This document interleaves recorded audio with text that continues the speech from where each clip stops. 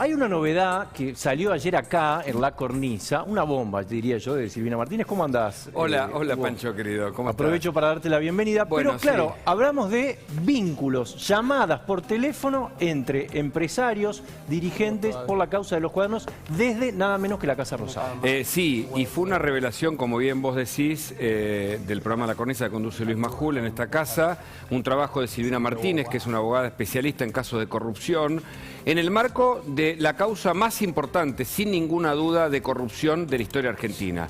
Es la megacausa Cuadernos, que tiene distintas derivaciones, que marcha camino al juicio oral y que tuvo como juez responsable, el que avanzó con todas las medidas, antes de morir, antes de despedirse de esta tierra, el juez Claudio Bonadío, a instancias del fiscal Stornelli, con la figura del arrepentido, fundamental. ¿Por qué señalamos la figura del arrepentido, del delator premiado, como en el Lavallato de Brasil?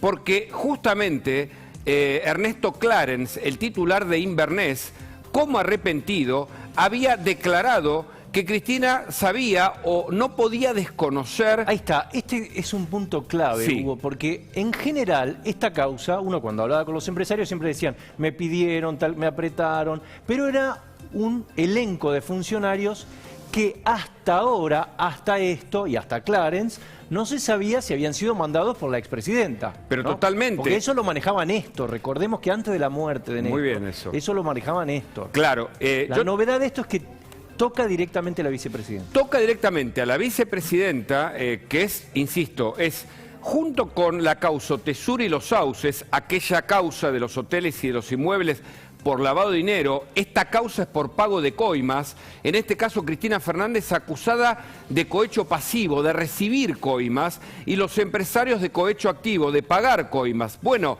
una cantidad de empresarios, Lascurain, Carlos Wagner, ambos...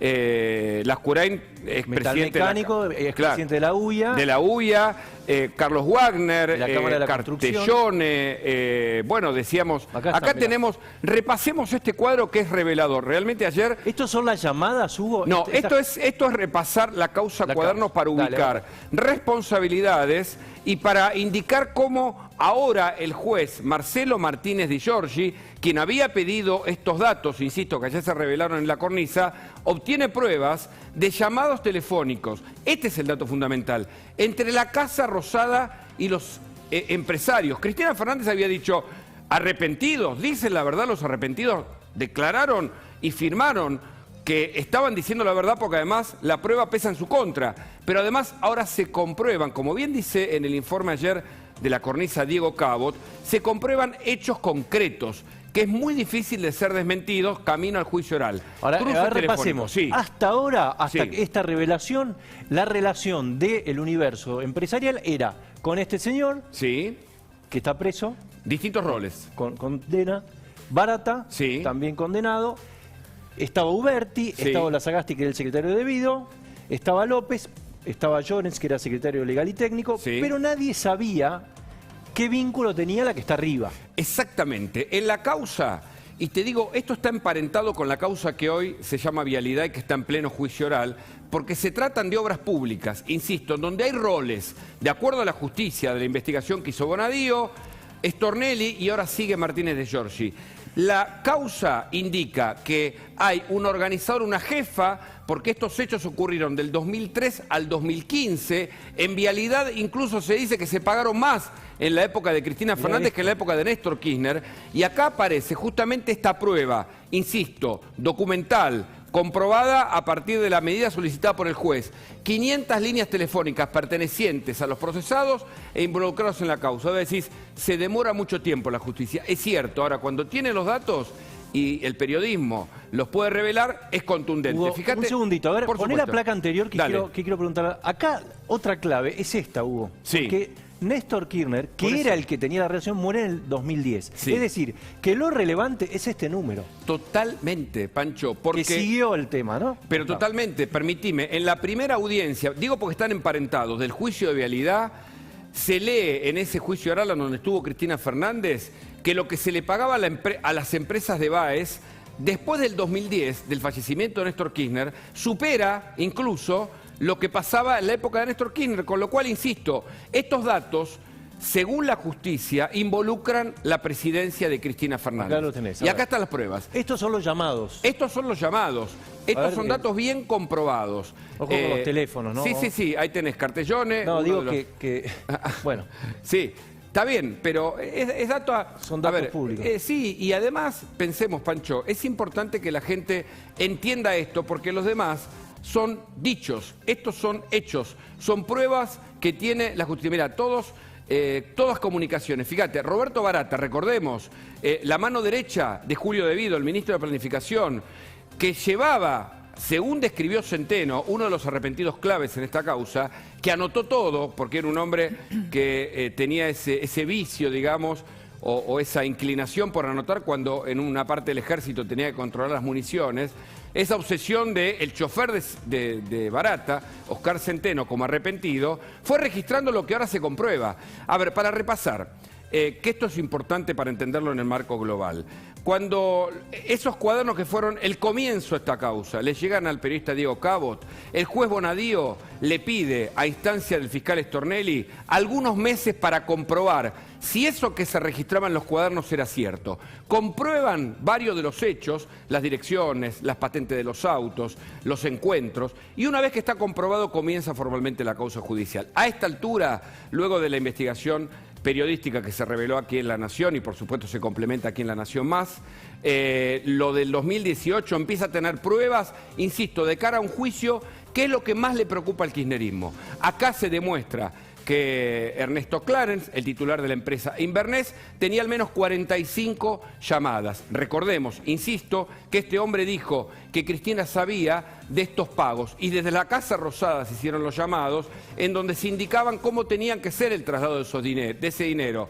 Bolsos de $300.000 según declaraciones que obran en la justicia. Hugo, ¿esta causa está ya para juicio oral el año próximo? Esta causa... ¿Esta es la más cerca de todas o no? Esta, de resolverse. No, se pelean por demorarse, perdóname que lo digo en ese tono sarcástico, se pelean por demorarse, me parece, en la justicia, esta causa con la de Otesur y Los Sauces. Las dos ya tienen los elementos para ir a juicio oral. La justicia, que maneja sus tiempos, en este caso el juez Marcelo Martínez de Giorgi, fíjate que en marzo del año pasado pide estos datos. Los datos son dados a conocer periodísticamente porque ya obran en la causa y no hay demora para que el tribunal eleve esto, o en todo caso comience el juicio oral, la primera audiencia. Los de abajo, bueno, Centeno dijiste, sí. Estaba ahí, a ver si lo podés poner otra vez. Mirá, lo repasamos rápido. Dale. Algunas personas claves en este entramado, insisto, los roles como organizadora, según la justicia, Cristina Fernández de Kirchner. Dos personas clave, Julio De Vido, que era el hombre que manejaba el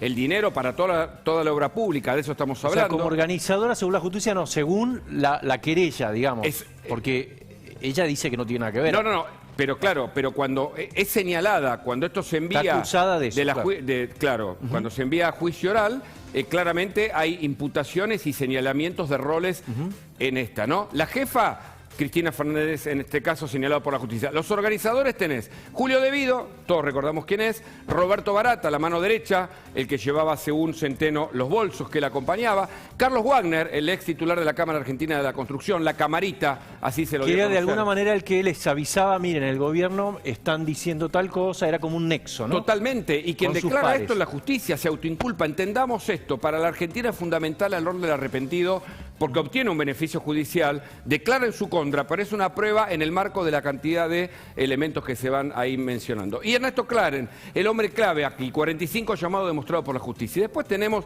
los distintos roles, una organización, una supuesta trama en donde se recaudaba para la política desde la obra pública. José López, todos sabemos quién es, Rafael Lloren, en ese momento asesor de asuntos jurídicos, Ola Sagasti, secretario de Julio De Vido, Claudio Berti, es titular de Locovi, Nelson Lazarte, asistente de Barata, todas personas que se dieron a conocer en su momento, pero clave aquí es Oscar Centeno. El rol de Centeno y el rol de otros arrepentidos demuestra cómo funcionaba esta organización. Insisto, camino al juicio oral, también hay que decirlo, en un momento en donde el gobierno está pasando por una situación incómoda desde lo político, pero la justicia avanza sin prisa y sin pausa. Que además la diferencia de este tipo de acusación con la corrupción clásica de la Argentina son dos. Primero, el monto. Yo he hablado con empresarios que me decían, Menem era un gil, el monto. Y además hay algo cualitativo que es el derecho a participar en las acciones o poner algún empresario amigo, que eso sí es novedoso y se parece más a lo que pasa, por ejemplo, en Rusia, ¿no? Totalmente, Esta interesantísimo. era la diferencia cuantitativa y cualitativa. Excelente, Hugo.